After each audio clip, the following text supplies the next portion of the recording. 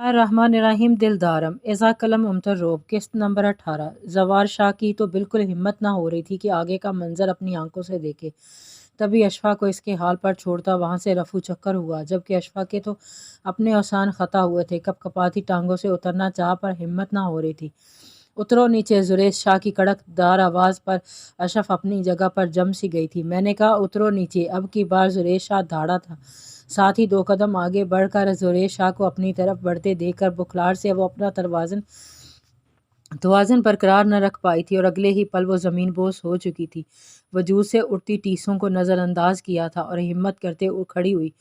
پہلے جو سب بول چکی تھی وہ سب تو ایک طرف، مگر جس طرح وہ زریش شاہ کے سامنے گری تھی اس کا اس نے کبھی سوچا نہ تھا۔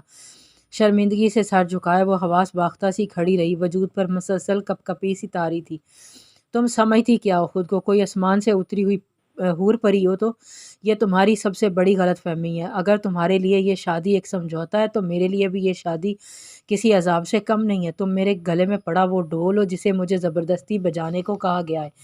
بار بار یہ بول کر کیا ثابت کرنا چاہتی ہو کہ تمہارے ساتھ ناانصافی ہوئی ہے؟ تو سنو اشرف احمد شاہ، بالکل ایسی ہی ناانصافی میرے ساتھ بھی ہوئی ہے۔ تم میری پسند ہرگز نہیں۔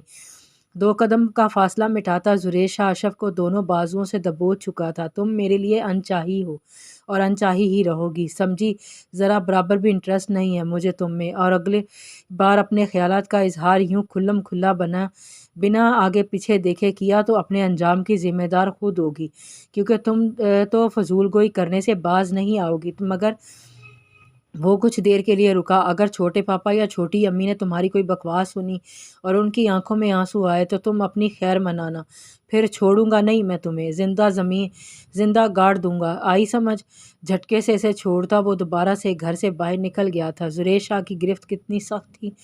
اشرف کی آنکھوں میں آنسو جمع ہونے لگے۔ اسے ارد گرد کا ہوش بالکل نہیں تھا۔ وہ سن سی بس ان جملوں کے زیر اثر تھی جو ابھی زریش شاہ ادا کر کے گیا تھا۔ اسے لگا تھا جیسے اس کی ذات کی دھجیاں اڑائی ہوں۔ وہ بھیگی آنکھیں لیے ابھی تک ویسے ہی کھڑی تھی جیسے اسے زریش شاہ چھوڑ کر گیا تھا۔ زریش شاہ کے جانے کا یقین کرتے زریش شاہ اشرف کو اس کے ہاتھ سے پکڑ کر اس کے روم میں لے آیا تھا۔ اس کی حالت کے پیش نظر وہ اسے زبردستی پین کلر کھلاتا بنا کچھ کہے چلا گیا تھا۔ جانتا تھا وہ کچھ کہنے سمجھنے کی حالت میں نہیں ہے۔ اسے اکیلا اس کے حال پر چھوڑ دینا زیادہ بہتر ہے۔ زریش شاہ شدید غصے میں باہر نکلا تھا۔ رات گئے تک بے مقصد سڑکوں پر گاڑی بھگاتا رہا۔ اشرف نے جو آج کیا تھا، اس حرکت سے اس کا دماغ واقعی گھوما تھا۔ سگریٹ پر سگریٹ پھونکتے اسے ہوش تب آیا جب فجر کی اذان کانوں میں پڑی۔ اپنی سوچوں کو ایک طرف رکھتے واپسی کے لیے نکلا کہ راستے میں سے فٹ پاتھ پر ایک وجود بیٹھا نظر آیا جو جانا پہچانا لگ رہا تھا۔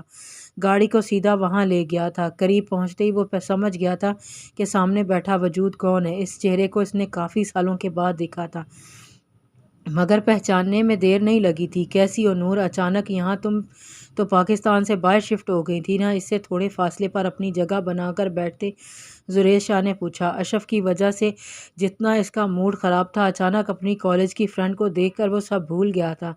واہ زریش شاہ، تم کیا سرپرائز دیا تم نے اچانک میرے سامنے آ کر! زریش شاہ کو دیکھتے اس کی آنکھوں میں آئی چمک خود زریش شاہ سے چھپی نہیں تھی۔ میری چھوڑو، اپنی بتاؤ۔ بے پرواہ سا آستینے فولڈ کرتا وہ سیدھا نور کے دل میں اترا تھا۔ پسند تو وہ اسے کالج میں ہی کرتی تھی، مگر اظہار کرنے کی ہمت کبھی نہ ہوئی۔ آج اتنے سالوں بعد اسے اپنے سامنے دیکھ کر اسے خوشگوار حیرت ہو رہی تھی۔ بالکل فٹ فاٹ۔ اصل میں ہم 1 منتھ پہلے پاکستان واپس آئے ہیں۔ ماما کی ڈیتھ کے بعد ہمارا دل وہاں نہیں لگ رہا تھا تو ہم واپس پاکستان شفٹ ہو گئے۔ یہ سب بتاتے اس کی آنکھوں میں آنسو آئے تھے۔ زریش شاہ بالوں میں ہاتھ پھیرتا کسی گہری سوچ میں گم تھا۔ ویسے تم اس وقت یہاں کیا کر رہے ہو؟ نور نے سوال کرتے جی بھر کر اس وجاہت سے بھرپور مرد کو دیکھا تھا۔ یہ سوال تو میرا تم سے بنتا ہے کہ تم کیا کر رہی ہو اس وقت اس پارک کے باہر؟ ابھی سورج نکلنے میں تھوڑا سا وقت ہے۔ ایک جھانکتی نظر نور پر ڈالنے کے بعد زریش شاہ دوبارہ اپنے سامنے دیکھنے لگا تھا۔ کچھ نہیں، یہاں پاس ہی ہے گھر ہمارا۔ ماما کی یاد آ رہی تھی، گھبراہٹ محسوس ہوئی تو یہاں آ گئی۔ اکثر ہی آ جاتی ہوں یہاں میں تو۔ نور کے لیے اپنی نظر ہٹانا مشکل ہو رہا تھا۔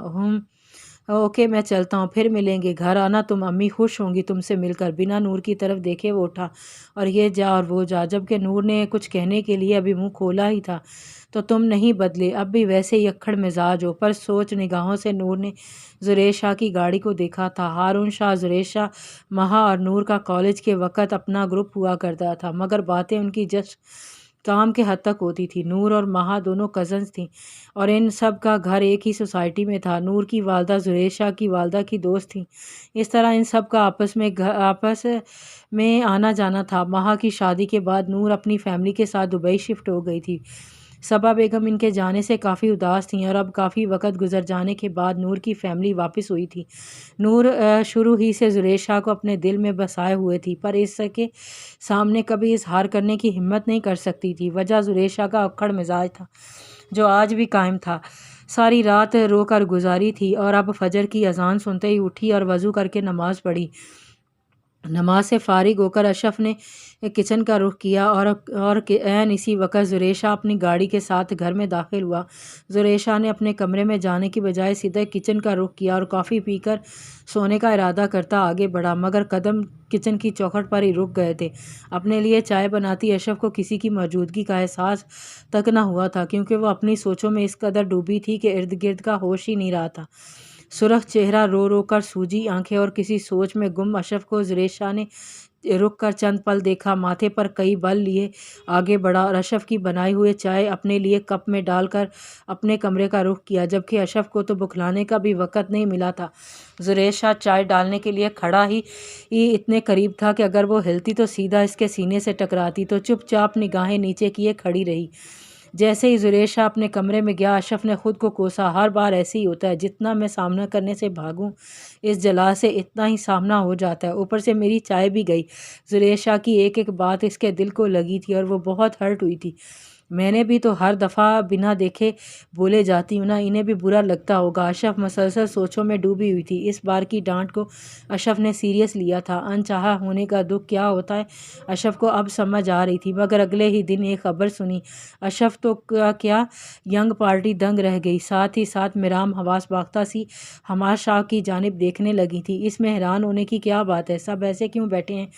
کھانے پر توجہ دیں سب اور اپنی تیاری کر لیں۔ رات کے کھانے پر برخان اپنی فیملی کے ساتھ آ رہا ہے، کسی چیز کی کوئی کمی نہیں ہونی چاہیے۔ اور تم لوگ، بہروز شاہ نے خاص زوار اور اشرف کی طرف اشارہ کیا، کوئی ہنگامہ نہ دیکھوں میں کسی قسم کا۔ بہروز شاہ اپنی بات مکمل کر کے کھانے کی طرف متوجہ ہوئے۔ میرام سے ایک نوالہ بھی نہ لیا گیا، جو تو ہوا کچھ یوں تھا کہ برخان نے فیصلہ کر لیا تھا کہ وہ میرام سے شادی کرے گا اور بنا کسی جھجک کے زریش شاہ سے اپنے دل کی بات کہی۔ نتیجہ یہ تھا کہ زریش شاہ نے یہ بات حماد شاہ تک پہنچائی۔ کل اسی سلسلے میں گھر کے بڑے کمرہ بند کیے میٹنگ میں مصروف تھے۔ حماد شاہ کو تو پہلے ہی برخان پسند آیا تھا، بڑوں کو خدشہ تھا کہ برخان زردادہ خان کا کزن ہے، مگر زریش شاہ نے ہر طرف سے معاملہ سیٹ کر رکھا تھا اور کل بھی اسی سلسلے میں ہارون شاہ اور زریش شاہ کو جلد ہی گھر بلایا گیا تھا، مگر اشرف اس میٹنگ کو کچھ اور ہی سمجھی تھی اور اب سر جھکائے شرمندہ ہونے کے سوائے اس کے پاس کوئی چارہ نہ تھا۔ جبکہ زریش شاہ نے کن اکھیوں سے اشرف کو دیکھا تھا، اشرف کا وہاں بیٹھنا دوبر ہو گیا تھا، اس میں مزید اس چنگیز خان کی گھوریاں سہنے کی ہمت جواب دے گئی تھی۔ جلدی سے بڑے بڑے نوالے لیتی اپنا کھانا ختم کیا اور میرام کے پیچھے کمرے میں جا کر دم لیا۔ زریش شاہ کی گھوریوں اسے بخوبی سمجھ آ رہی تھی کہ اس نے جلدی بازی میں کتنی فضول گوئی کر دی ہے، کہ جس کا اسے اچھے سے پچھتاوا تھا۔ پھوپھو کیا ہوا آپ کو؟ آپ نے کھانا کیوں نہیں کھایا؟ اشرف نے میرام کو دیکھا جو پرسوچ نگاہیں لی کھڑکی سے باہر دیکھ رہی تھی۔ کچھ نہیں، بس بھوک نہیں تھی، اسی وجہ سے ایسا کرو تم چائے بنا دو پلیز، میرام نے اپنا سر دباتے اشرف سے کہا۔ جی ٹھیک ہے، اب بھی لائی، کہتے ساتھ ہی اشرف چائے بنانے گئی۔ سمجھ تو وہ رہی تھی میرام کی کیفیت، مگر کچھ کہنے سے مناسب نہ سمجھا تھا۔ کچھ دیر بعد حماد شاہ اور بہروز شاہ میرام کے کمرے میں موجود تھے اور میرام سر جھکائے اپنے آنسو پینے کی کوشش میں تھی۔ میرام بیٹا، آپ کو کوئی اعتراض ہے کیا ہمارے اس فیصلے سے؟ بہروز شاہ نے بات کرنے میں پہل کی تھی۔ نہیں، یہ آپ کس کی باتیں کر رہے ہیں بھائی، پر آپ کیسے کسی پر اتنی جلدی اعتماد کر سکتے ہیں؟ میرام نے بھیگی آواز میں کہا۔ میرا بیٹا ادھر آؤ۔ حماد شاہ میرام کو اپنے پاس بلایا۔ میرام اٹھ کر حماد شاہ کے برابر میں بیٹھی تو حماد شاہ اور بہروز شاہ دونوں نے ہی میرام کے سر پر ہاتھ رکھا۔ بات یہ ہے بیٹا کہ بر خان ایک اچھا انسان ہے، اور وہ سب سے اچھی بات اس کی یہ کہ بنا ادھر ادھر کی جھنجھٹ میں پڑے اس نے سیدھا نکاح کی بات کی ہے۔ وہ سب تو ٹھیک ہے بھائی، مگر میرا ماضی میرام نے ہماشا کی بات کاٹ کر اپنی پریشانی بیان کی۔ بیٹا آپ کو کسی بات کے لیے پریشان ہونے کی ضرورت نہیں ہے۔ بر خان کے سامنے سب سے پہلے آپ کے ماضی کی بات رکھی جائے گی، اور ہمیں بھی اندازہ ہو جائے گا کہ اسے اس بات سے کوئی فرق پڑتا ہے یا نہیں، اس کی محبت کتنی سچی ہے، سب پتہ چل جائے گا، اور ہم تب بھی اسے کوئی جواب دیں گے۔ ہماشا کی بات سن کر میرام نے سر جھکا لیا۔ اسے ہمیشہ کی طرح یہی لگ رہا تھا کہ بر خان بھی اس کا ماضی سن کر پیچھے ہٹ جائے گا، اور باقی سب اگر یہ بات آگے بڑھ جاتی ہے تو آپ کی مرضی ہمارے لیے اہمیت رکھتی ہے بیٹا، اس لیے آپ سے بات کر رہے ہیں۔ بہروز شاہ کی بات سے میرام نے اصابت میں سر ہلا دیا۔ بھائی مجھے نہیں پتہ، اس سب کا آپ لوگوں کو جو ٹھیک لگے وہی میری مرضی ہے، آپ لوگ میرے لیے کبھی غلط فیصلہ نہیں کر سکتے ہیں۔ میرام کی بات پر دونوں ہلکے پھلکے ہوئے تھے۔ ایک طرف کا مسئلہ حل ہوا، اب باری بر خان کی تھی۔ وہ مریم کے ماضی کا جان کر میرام سے شادی پر ڈٹے رہے گا یا پیچھے ہٹ جائے گا۔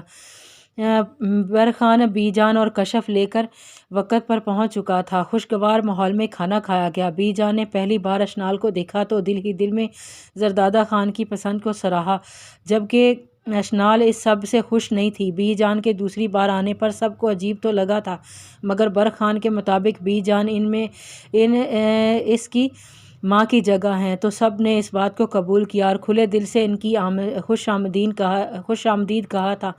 زردادہ خان کے بارے میں کسی نے کوئی بات نہیں کی تھی، اور نہ ہی کوئی ایسی بات کرنا چاہتا تھا۔ بہروز شاہ اور ہماشا اچھے سے جانتے تھے یہ فیصلہ ان کے لیے کتنا مشکل ہے، مگر میرام کی اچھی زندگی کی خاطر انہیں یہ سخت فیصلہ لینا پڑ رہا تھا، ورنہ کوئی نہیں جانتا تھا کہ زردادہ خان سے کسی قسم کا کوئی تعلق رہے۔ ہماشا کی ساری بات سن کر بر خان کچھ لمحے خاموش رہا۔ مجھے اس بات سے کوئی مسئلہ نہیں ہے کہ اس کا ماضی کیا تھا، سب کی زندگی میں کچھ نہ کچھ ہوتا ہے، مجھے صرف اتنا پتہ ہے کہ میں میرام کے ساتھ خوش رہوں گا۔ میرے نزدیک یہ کوئی اتنی بڑی بات نہیں ہے اس بات کا مسئلہ بنایا جائے۔ بر خان کے جواب سے بہروز شاہ اور ہماشا پرسکون ہوئے تھے۔ وہیں کھڑکی کے پار کھڑی میرام کی دھڑکن تیز ہوئی تھی، تو بر خان سب جیسا نہیں سوچتا۔ میرام کو اب یہ سب اچھا لگ رہا تھا، کیونکہ سب سے بڑی پریشانی اس کے سر سے ختم ہوئی تھی۔ کیا کہہ رہی ہیں امی آپ؟ نکاح تک کی بات ہے ٹھیک تھی، مگر یہ رخصتی کا نیا شوشہ میری سمجھ سے باہر ہے، ابھی میں اس کے لیے تیار نہیں ہوں۔ آپ لوگ جسٹ میرام آپی کے لیے سوچیں، میں ہرگز ایسا نہیں چاہتا ہوں۔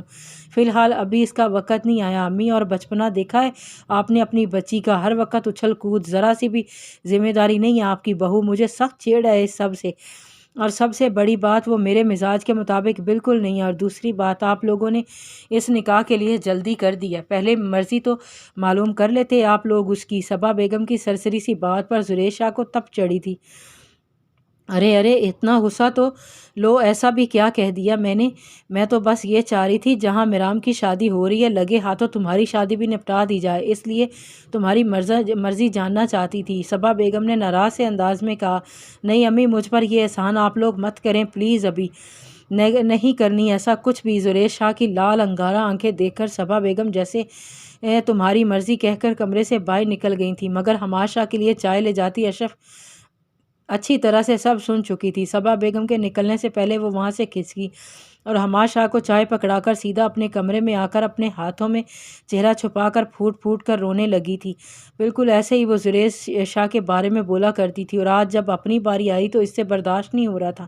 ہمیشہ اس نے زریش شاہ کو ریجیکٹ کیا تھا، آج جب خود اس کے ہاتھوں ریجیکٹ ہوئی تھی تو انجانے کیوں دل کیوں اداس ہو رہا تھا۔ اس خود سمجھ نہیں آ رہی تھی وہ رو کیوں رہی ہے، چاہتی تو وہ بھی یہی سب کچھ تھی، مگر دل کیوں سمجھ نہیں رہا تھا۔ آخر تھک ہار کر اشرف نے سونے کی کوشش کی تھی، مگر نیند روٹھ چکی تھی۔ جاری ہے۔